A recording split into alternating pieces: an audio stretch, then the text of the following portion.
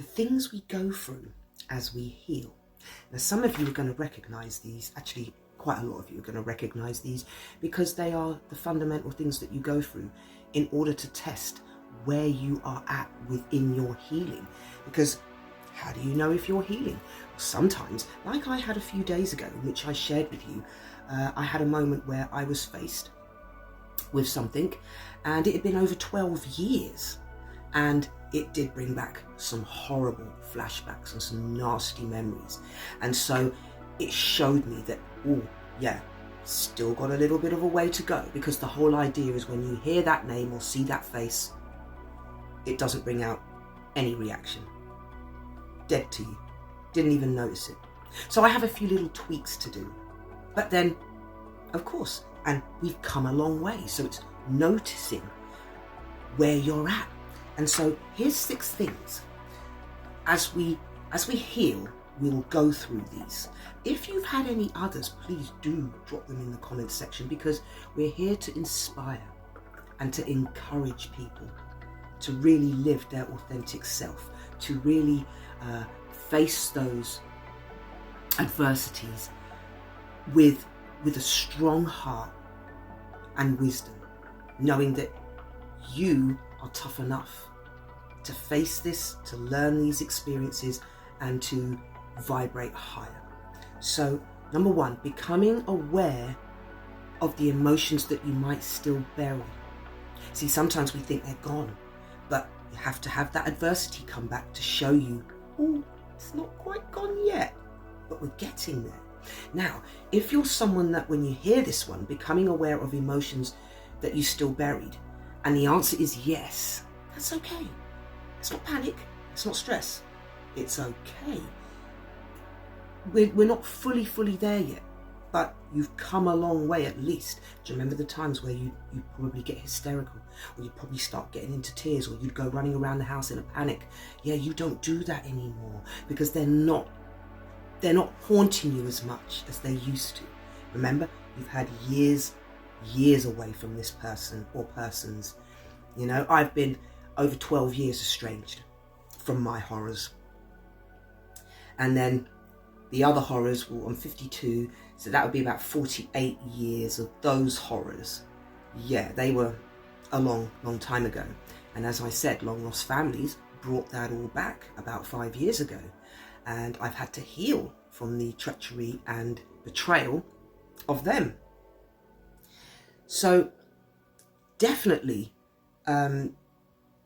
becoming aware of the emotions and things that may still be buried here, because let's not underestimate the impact of betrayal and the impact of just abuse in general, and how people just disregard you. It's awful.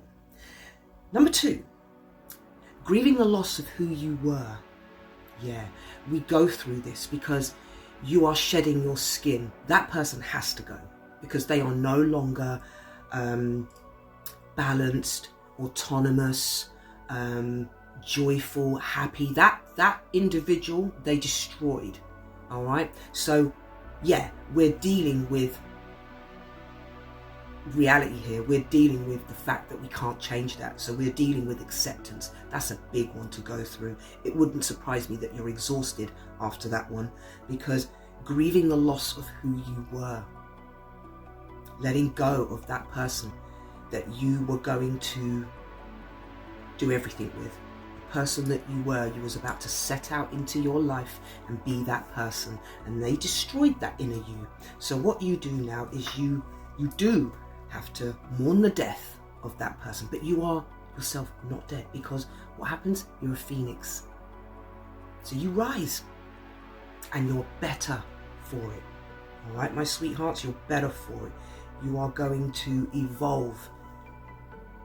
And so grieving the loss is such a brave and courageous thing to do, rather than fight it. There will be parts of you that you will get to keep, but as we spoke before, you don't survive a narcissist where you come out as you were when they first met you. Impossible. You come out less than half the person you were, and you've got to rebuild. Again, courageous. And here, number 3, this was where this would fit in. setbacks. Yeah, setbacks. You will be so livid and so distraught with the fact that you knew you could have been here, but you're only here because of this person and how they disrupted and lied and betrayed. So the setbacks, yeah, they are difficult. That's enough to want to end people, to want to unalive themselves, because it is such a hard road to come back from. It's like reaching nearly the top of the mountain after all that hiking, and then you've just been toppled right back down to the bottom. And then you have to climb all that again, and there's no way out. You have to climb it again. So you imagine reaching to the top almost, and then being kicked right back down to the bottom, but you can't stay in the bottom or you'll die. You have to climb it all over again. You beauties, this is why I say, this is why I do what I do here, because there will be loads of you out there doing that multiple times. Beautiful. Number 4, you outgrow relationships. And a lot of you speak about this, where you've outgrown family members, you've outgrown friends that you used to speak to, but this is because levels of comprehension. They can't comprehend what you're speaking anymore because you have evolved. You've had to go so deeply inward that these people aren't on that level. They don't go that deep. They're on superficial. So it won't work. You have to find someone that knows exactly what you're talking about, and most of the time you won't, and so you will be on your own, and this is where you self-analyze, and you will find your way out of it, because better to have the conversations with yourself, at least you understand yourself, than to speak to someone who doesn't comprehend a word you're saying. So you're going to lose people. They're going to drop by the wayside. Number 5, recognizing harmful cycles. Yeah, harmful cycles. I think from my experience just a couple of days ago, I am learning that I am coming just out of my cycle now. There was a cycle of behaviors and triggers that would just set me off in a way that was like, you can't ignore them, you've got to let them happen, but you can't linger and let them over happen where they just take control of your life. You cannot get wrapped up in those cycles like a whirlpool, getting spun and spun and spun and then spat out. Can't happen. So it's really, really important to recognize any harmful behaviors that you might still be doing to yourself. Just things like giving yourself a hard time. Don't. You're already going through a fucking hard time. You know, you're a good person that bad things have happened to, horrible things that have happened to.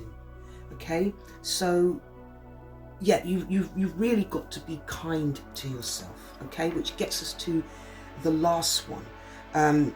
Before this one, things will get worse before they will get better, or they will feel like they're getting worse before they're getting better. But that's because we're emptying the trash out.